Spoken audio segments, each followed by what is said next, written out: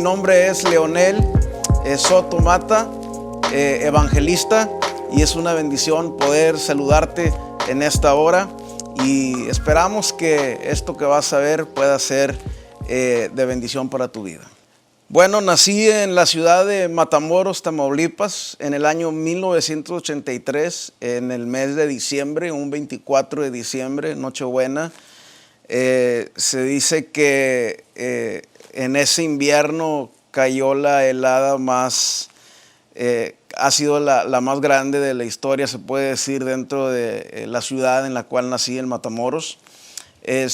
Ahí nací, ahí crecí.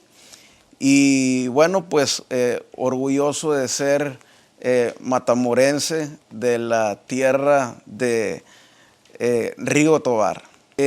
Soy el mayor de 4 hermanos, tengo un hermano, tengo 2 hermanas y bueno, soy el primogénito. Mi papá es ingeniero agrónomo en la ciudad de Matamoros. Mi mamá pues se ha dedicado al hogar y al pastorado, y mi papá pues todo este tiempo ha apoyado el pastorado de mi mamá y bueno, pues ha trabajado dentro del ramo de la agricultura y todo esto. Y radicamos actualmente aquí en la ciudad de Brownsville, Texas. Vengo de una familia donde fuimos creados dentro del evangelio desde muy pequeños. Tengo mi esposa, Sandra, mi hijo Brandon y una niña pequeña, mi princesa Mía Victoria, que es un gran testimonio también. Y bueno, pues como les decía, vengo de una familia cristiana donde fuimos creados con los mejores principios morales. De ahí vengo yo. Dios me permitió crecer dentro de un hogar 100% cristiano. Llamado ministerial. Bueno, pues Dios me llama ya hace algunos años al llamado evangelístico. Dios me permite empezar a servir en un pueblito muy pequeño que se llama Felipe Carrillo Puerto, estado de Quintana Roo, allá un pueblito muy pequeñito en el sur de México.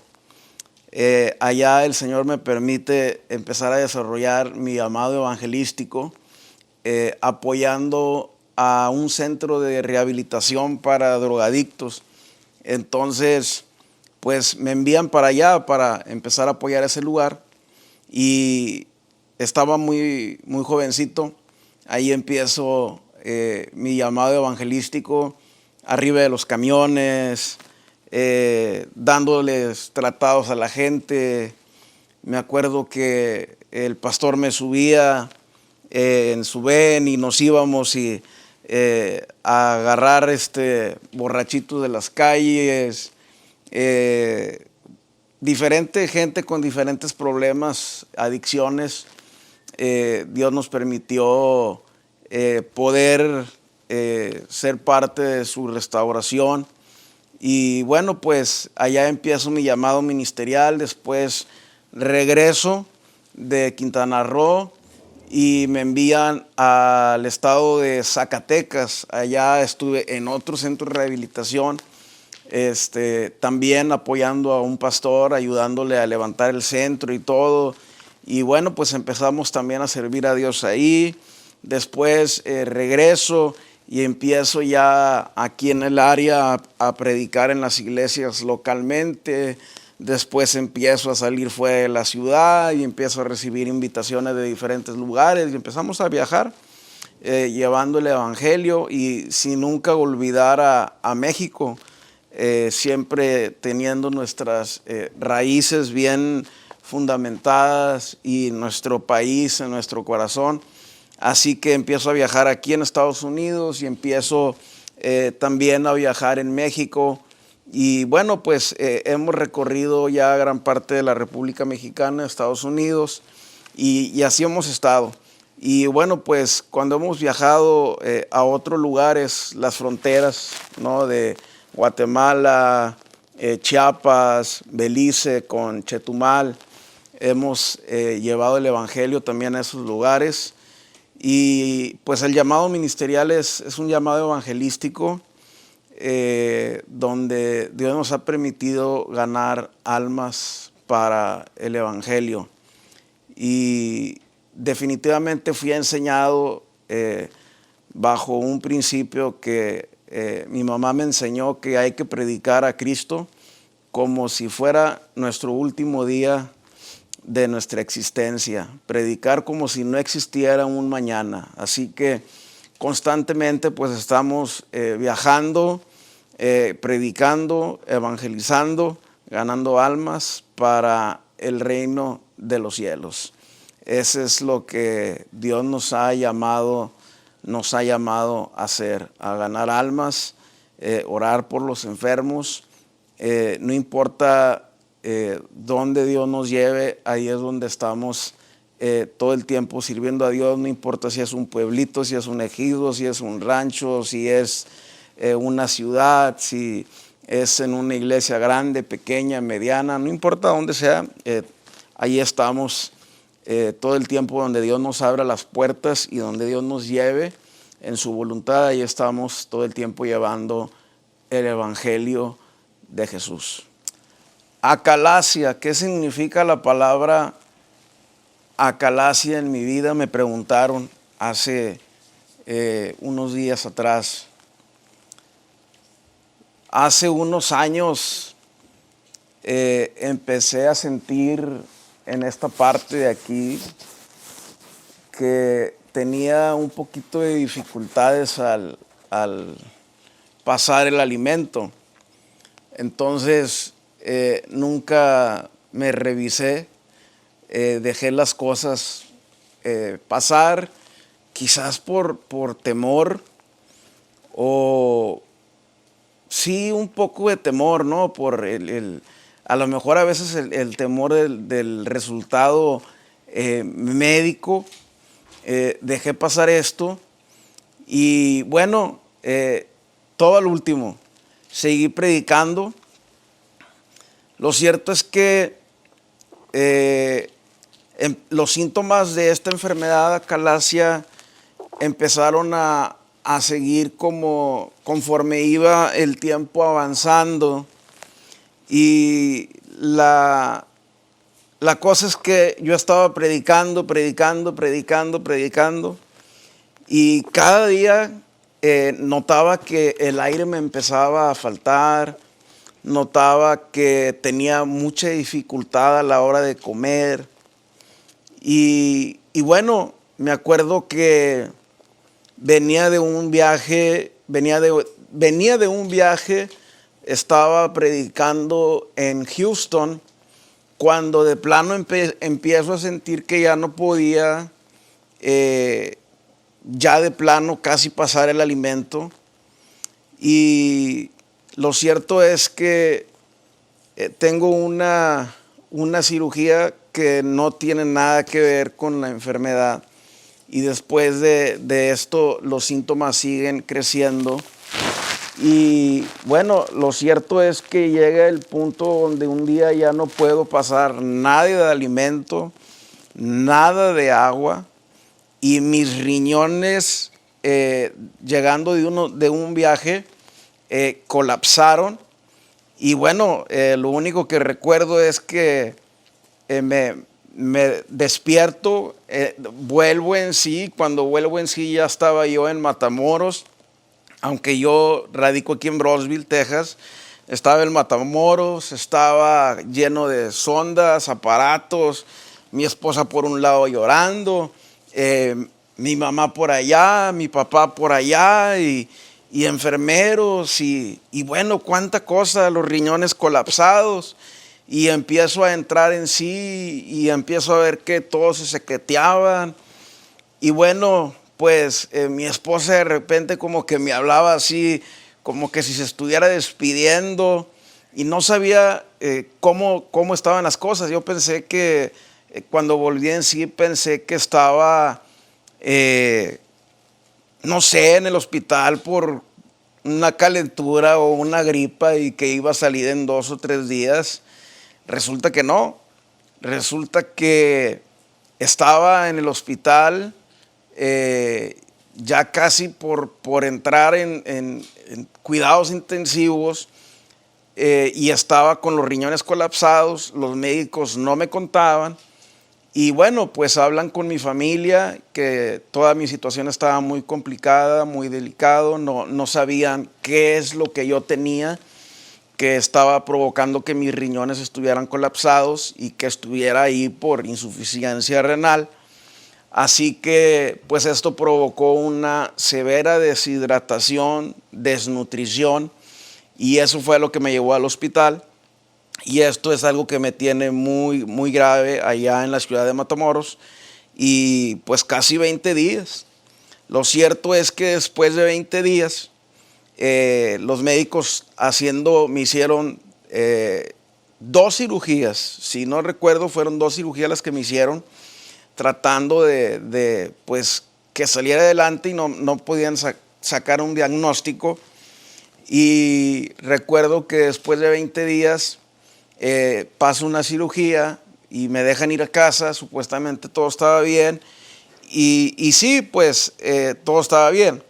Salgo a predicar una campaña y ya estaba desesperado. Yo, aquellos que conocen el ministerio evangelístico o que me conocen de cerca saben que mi vida es predicar, mi pasión es llevar el evangelio. No puedo estar un día quieto. Así que regreso a predicar, y me acuerdo que íbamos para Forward. La persona que me ayuda a manejar, que es mi suegro, y íbamos para Forward, y ahí en San Antonio, Texas, ya no puedo seguir más. Empiezan a dolerme los riñones y me regreso. Y bueno, regreso a Matamoros y otra vez muy desnutrido, deshidratado y todo. Y me dicen los médicos: vamos a hacerte unos estudios más a fondo, esto y el otro. Así que me hacen los estudios, y ahí en un lugar, en una clínica en la ciudad de estudios, pues de gastroenterología, me dicen que tengo una enfermedad que se llama acalasia.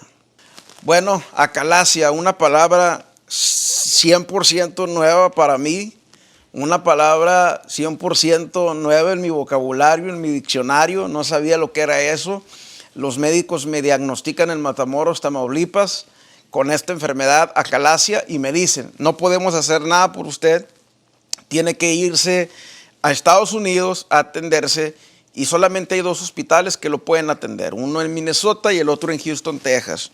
Así que optamos por irnos a Houston, y el médico me asusta. A veces uno piensa que un cáncer es lo peor, ¿no? Y resulta que esta enfermedad era mucho peor, mucho más mortal que cualquier cáncer que pueda llegar a nuestro cuerpo.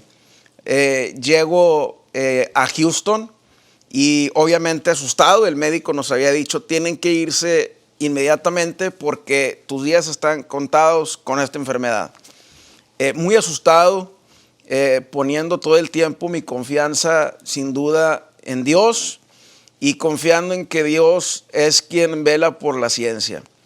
Y todavía tenía en mente que no me podía sacar de la mente hasta ese día. Ya tenía un mes peleando contra esta enfermedad, y todavía no podía asimilar que era una enfermedad muy fuerte que había llegado a mi vida, y jamás me imaginé que me iba a paralizar por 13 meses. 13 meses, sí, 13 meses. Entonces, ahí estuve. No podía yo asimilar, no imaginaba todo lo que venía adelante de esta enfermedad. Y ahí en Houston, llego a Houston y empiezan todos los estudios desde ceros, y en una semana o menos me diagnostican ya oficialmente con una acalasia tipo 3. Mi esófago todo se cerró, todo se enchuecó y no permitió ya no más que bajara alimento ni agua. a mi estómago y todos mis riñones se colapsaron. Así que batallaron mucho para poder sacarme adelante, pero gracias a Dios que, bueno, a través de la ciencia los médicos pudieron sacarme adelante. Fue muy difícil y ahí estuve otro mes más. Ya eran 2 meses y ya era bastante tiempo para mí porque ya eran 2 meses sin predicar y eran 2 meses en que se me fueron en puro llorar, quejarme, ¿por qué me está pasando esto a mí?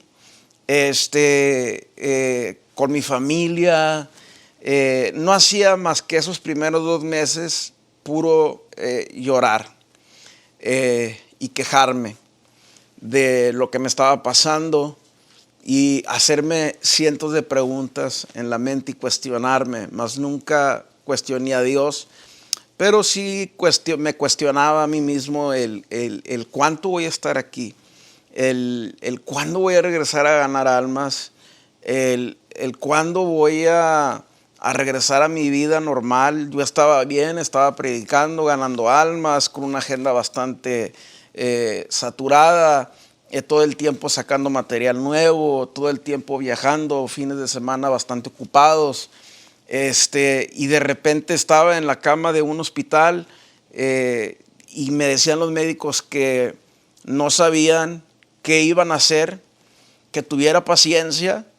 Estaba conectado ya para ese entonces ahí en Houston a diferentes aparatos donde me estaban dando ya nutrición por medio de una sonda en un catéter que iba a la vena aorta, y a través de ese catéter, bueno, pues me estaban dando nutrición parental y lo cierto es que no sabía qué me esperaba, asustado. Y luego, bueno, pues con todo esto de la pandemia no permitían visitas. En medio de todo esto que estaba pasando, me tienen que llevar a un procedimiento para hacerme un chequeo, una revisión. Y bueno, pues uno de los protocolos del hospital era de que antes de cualquier procedimiento tenían que revisar al paciente la prueba del COVID. Y bueno, lo cierto es que salgo positivo en medio de todo esto, salgo positivo y ahí voy para atrás. Así que todo esto iba deteniendo los procedimientos. Cuando salí positivo, iba deteniendo los procedimientos que tenían que hacer los médicos. Y bueno, pues los días iban pasando, estaba aislado, duré un tiempo aislado y preguntas y preguntas y preguntas en mi mente. Hasta que una enfermera llega conmigo y me dice: Leonel, quiero decirte que vas a estar un buen tiempo aquí. Lo que hacías afuera, hazlo aquí adentro en el hospital. Así que, bueno, pues veía constantemente videos donde había diferentes pastores del área que oraban por los enfermos del COVID afuera del hospital. Ya me habían hecho la prueba, había salido negativo y ya me habían cambiado del área de donde estaba. Y la enfermera me había dado un consejo y me dice: lo que hacías afuera, pues hazlo aquí dentro del hospital. Y veía yo que muchos estaban afuera de los hospitales orando por los enfermos. Y digo yo, bueno, voy a dejar de llorar y voy a agarrar esta enfermedad, ahora sí que como viene, y voy a aguantar lo que venga y voy a hacer lo que me dice la enfermera. Voy a hacer lo que hago afuera, lo voy a hacer aquí adentro. Y mientras que los pastores oraban afuera con sus congregaciones por los enfermos del COVID en diferentes hospitales, ¿no?, de Estados Unidos, de México, yo creo que de todo el mundo, pues yo andaba dentro del hospital metodista, en el piso de los pacientes con COVID, me colaba y me metía, yo podía caminar y andaba con un tubo todo el tiempo, aparatos, y bueno, este tubo me acompañaba y ahí traía mi nutrición y todo, y me iba con el tubo caminando por todo el hospital.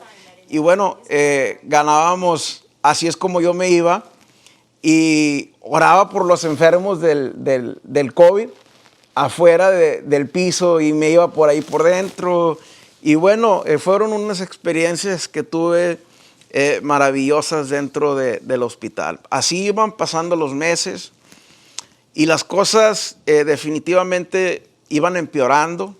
Me hicieron 2 cirugías ahí en Houston, ninguna cirugía funcionó y definitivamente fueron 12 meses los que estuve esperando una cirugía que se llama esofagectomía. Ninguna cirugía que me practicaron funcionó. Me practicaron 3 cirugías en Houston y 2 en Matamoros. Ya llevaba 5 cirugías durante 12 meses ya. Y en estos 12 meses hubo meses que me ponía muy grave. Meses en los que los médicos no me contaban porque mis defensas estaban muy bajas, porque no tenía la nutrición como la tiene una persona que come, ¿no? Que se nutre normal. Yo tenía una nutrición parental y no podían hacer mucho por mí. Así que mis defensas estaban muy bajas y hubo una vez que estuve aproximadamente 2 meses en el hospital, muy grave. Me acuerdo que en esos 2 meses que estuve en el hospital ya tenía como 7 meses o 6 meses quizás hospitalizado. Y regreso otra vez al hospital porque salía del hospital y estaba en casa y luego volvía y me hospitalizaban en casa y luego regresaba al hospital y así me traían. Y esos 2 meses fueron 2 meses muy largos donde me acuerdo que llego muy grave al hospital y una infección muy fuerte en la sangre llegó a mi cuerpo, a mi organismo, y la infección estaba en la sangre y luego se salió del cuerpo y empezó a correrme por diferentes partes. Lo cierto es que las defensas estaban tan bajas que aparte de esa infección, empiezo a recoger bacterias hospitalarias, fue lo que me dijeron los médicos que tenía.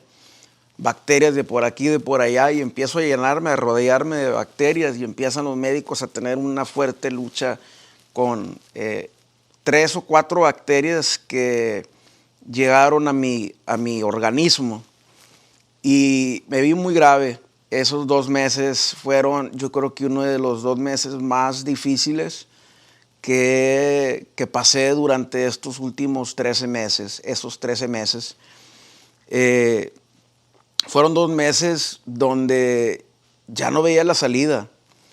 Definitivamente me acuerdo que una noche, la segunda noche que todo esto pasó, el médico me dice, yo no sé si vayas a amanecer, muchacho. Y me acuerdo que en el celular empecé, en mis notas, le puse noches que dicen los médicos que no voy a amanecer. Y le pongo 1 noche, 2 noches, 3 noches. Y en esos 2 meses puse 297 veces que los médicos me dijeron que ya no me contaban, que no iba a salir adelante. Entonces, o que me decían, te vas a morir. Fueron 2 meses muy difíciles luchando contra bacterias hasta que, bueno, gracias a Dios, salí adelante y para cuando salí del hospital después de 2 meses ya tenía alrededor de 8 meses en el hospital. Hospitalizado, delicado de salud y ninguna cirugía que me practicaban me funcionaba. Así que así continuaba todo este proceso tan complicado, tan difícil. Hasta que hay una cirugía que se llama esofagectomía. La esofagectomía es la solución para esta enfermedad y el hospital la considera como una de las cirugías más grandes que ellos pueden practicar. Consiste en quitar, se oye muy fácil, pero está muy complicado, consiste en quitar el intestino delgado, cortarlo, y de ahí después quitar el esófago, y del intestino delgado, pues lo que ellos cortan, hacen un trasplante o un implante de esófago. Y para llegar a esta cirugía no era tan fácil, había que brincar muchos obstáculos, pasar por muchas pruebas de pulmón, porque era una cirugía bastante larga, bastante complicada en recuperación, en horas. No era algo tan fácil de llevarse a cabo. Y yo la veía, la buscaba en internet y veía lo que era, y yo veía algo como tan fácil, pero en realidad no era fácil, era algo muy complicado.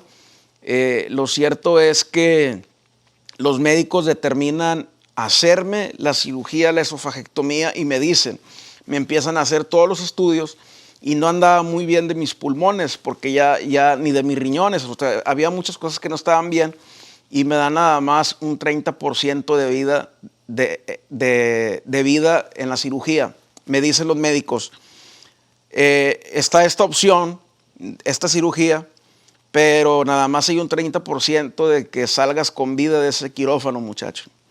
Así que piénsalo bien, y yo opto y digo, vamos a hacerlo, vamos a tomar el desafío, el reto, vamos a seguir creyendo en Dios y creyéndole a Él, que Él va a hacer su obra y Él va a usar la mano de los médicos. Así que tomamos la opción y nos vamos por la esofagectomía. Y bueno, fue un camino muy largo, una preparación muy larga para poder llegar a esa cirugía, caminar, mucho caminar, y más caminar y más caminar, nutrirme. Ahora ya me quitan la sonda el catéter, y me ponen un tubo en el estómago, y la manera de nutrirme era completamente diferente. Lo cierto es que, bueno, se llega el día de la operación y los médicos empiezan a decirme que le pensara bien, que las posibilidades de salir con vida de eso era muy difícil. Así que yo digo, opérenme, no va a haber marcha atrás. Y había un equipo muy grande de personas, de médicos, enfermeros, de gente, venía, el quirófano muy grande. Me acuerdo que ya tenían un cuarto preparado en terapia intensiva. Para cuando yo saliera, me dijeron, lo que me asustaba mucho era que me dijeron que iba a estar sedado y que yo podía despertar dentro de un lapso de 15 días si es que despertaba. Y bueno, eso era completamente frustrante. Me sentía alarmado, asustado. Había muchas dudas antes de la cirugía, pero definitivamente que nunca dudé del poder de Dios. Yo sabía que Dios podía hacer algo en esa cirugía. Aunque los médicos seguían diciendo que había un 30% de que yo saliera con vida de esa cirugía. Y bueno, estoy acortando este testimonio. Lo cierto es que me llevan a cirugía y hay una parte donde yo empiezo como a pelear, empiezo a tener una lucha como que si despertaba o no despertaba, y me acuerdo poco que quería levantarme pero no podía, y era donde estaba saliendo de la sedación donde ellos me habían puesto, y bueno, yo tenía que levantarme solo, no me iban a dar nada para levantarme, solo tenía que salir adelante de esta sedación, y si no, pues bueno, después ya seguía el paso de conectarme o definitivamente dejarme morir, ¿no? Era lo que los médicos decían. Y empiezo a tener una lucha, me acuerdo, interna en mi mente. Empiezo a tener una pelea y era donde estaba peleando porque yo quería salir ya de la sedación, y despierto. Y me acuerdo que despierto y estaba enfrente de mí un reloj y decía, eran las 7:30, no sabía si era de la noche o de la mañana, y le pregunto a la enfermera, ¿qué día es hoy? Y me dice, es jueves. Y le digo, dice 7:30, volteo a la ventana, dice, bueno, 7:30 quiere decir que es en la mañana, ya estaba el sol. Estamos en la mañana o en la noche, o qué día es, qué fecha es. Le digo, ¿cuándo me operaron? ¿Salió todo bien de mi operación? ¿Será que estoy vivo? Y la enfermera me decía, todo salió bien, estás muy delicado, estás en un estado grave, pero estable. Tu operación fue apenas ayer, y hoy era un miércoles 6 de octubre. Hoy es jueves 7 de octubre, 7:30 de la mañana, es cuando yo despierto. Después de que los médicos me habían dicho, estaba contra todos los pronósticos, 30% de salir con vida. Ellos estimaban un aproximado de 15 días que iba a estar sedado, y eso me aterraba. Mi mamá estaba conmigo. Y yo miraba a ver a mi mamá y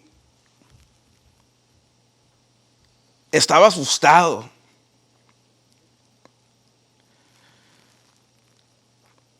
Pero a la vez la veía a mamá con mucha paz.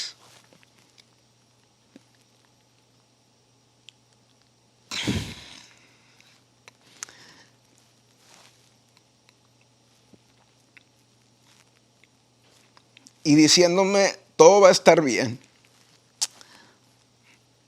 No pasa nada. Lo cierto es que despierto, regreso en sí,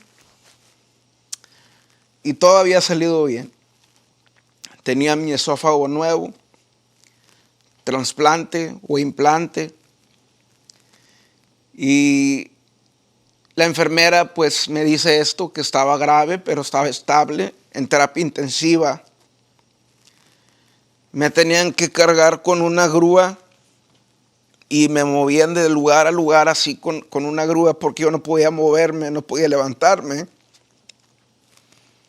Y me había dicho el médico que tenía que estar aproximadamente 30 días en terapia intensiva, o 15 días, no recuerdo bien. Lo cierto es que yo seguía creyendo en Dios, confiando todo tiempo en el Señor, que Él iba a hacer algo. Y durante todo este tiempo me acompañó una frase que la hice como muy mía, de decir, Dios sigue haciendo milagros hasta este día. Dios sigue haciendo milagros, sin importar qué pronóstico los médicos den o cuál sea el diagnóstico que el médico pueda dar. Dios sigue haciendo milagros. Y me acuerdo que estuve jueves, bueno, el miércoles dicen que la cirugía empezó a las 7:30 de la mañana y terminó como a las 7:30, 8 de la noche del mismo miércoles.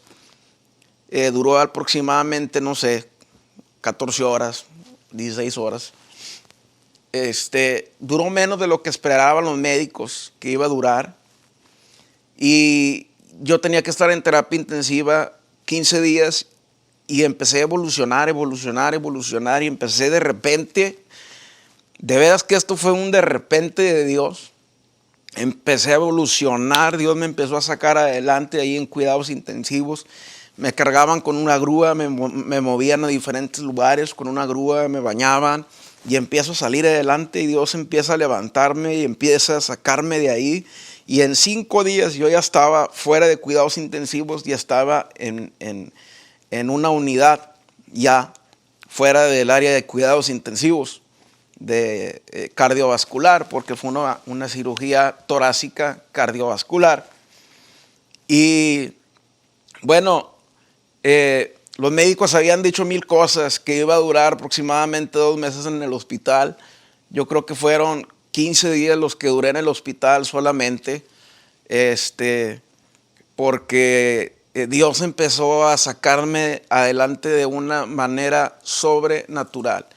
Un milagro divino, solamente un milagro de Dios podía sacarme de toda esta situación. Y después de librar los peores diagnósticos médicos, Dios me saca adelante. Hoy en día estoy completamente sano de la calasia. Han hecho pruebas, han hecho exámenes, ya no tengo nada. Dios me ha sanado, porque sin duda que Dios sigue haciendo milagros. Perdí mucho peso después de que 297 veces los médicos me dijeron que iba a morir, que no había esperanza, que no iba a salir adelante, que lo que tenía era peor que un cáncer, que había un 30% de salir con vida nada más de esta enfermedad. Hice esta frase muy mía de decir: Dios sigue haciendo milagros, Dios sigue haciendo milagros, Dios sigue haciendo milagros. Y sin duda que Dios sigue haciendo milagros. Y hoy te digo a ti que no dudes, Dios sigue haciendo milagros. Me preguntaban, ¿qué vas a hacer después de esto? Ya han pasado 13 meses, han pasado hoy a la fecha. Hoy es un lunes 13 de diciembre del 2021. Han pasado ya aproximadamente 13 meses, vamos para 14 meses. Estoy en recuperación después de la cirugía. El hospital consideró mi cirugía como la segunda más grande dentro de los últimos 24 meses. El Hospital Metodista de Houston. Y hoy estoy sano completamente en una recuperación. En este proceso de recuperación, una noche empecé a sentirme muy mal, muy terrible. Y de repente terminé en un avión privado y me llevaban camino a Houston volando, porque me enfermé, me puse muy mal, muy grave que me vi. Recogí me enfermé de pulmonía y a la misma vez pulmonía y neumonía. Y los médicos me dijeron: vamos a tratar de sacarte adelante, muchacho, pero vienes muy mal de salud.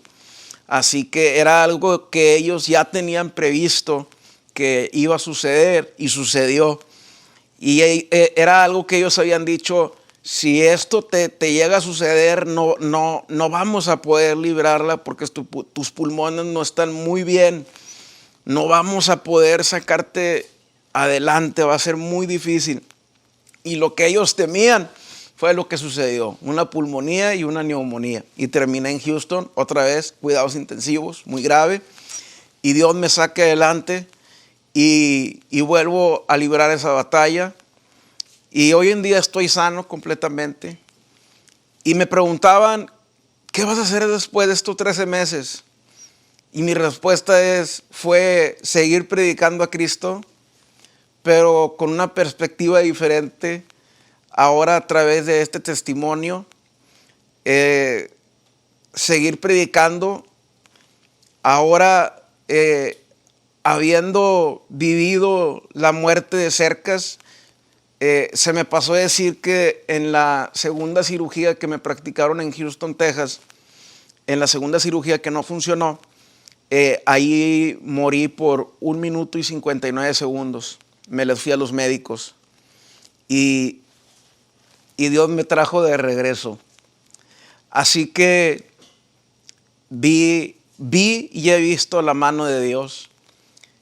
Y sin duda que Dios sigue haciendo milagros. Y cuando me preguntan ¿qué vas a hacer después de tu recuperación? Hace unos días, sin duda fue contestar y decir: seguir predicando a Cristo, que Él sigue haciendo milagros. El mundo tiene que saber que tenemos un Dios que hace milagros, que Él, cuando pone su mano y nos va a sanar. Obviamente era su voluntad que yo enfermara, que pasara por todo este proceso, para yo poder ver su gloria, poder ver su mano y poder experimentar que sin duda que tenemos un Dios que sigue haciendo milagros. Sin duda que Dios sigue haciendo milagros. Creo firmemente que tenemos un Dios que hasta el día de hoy sigue haciendo milagros.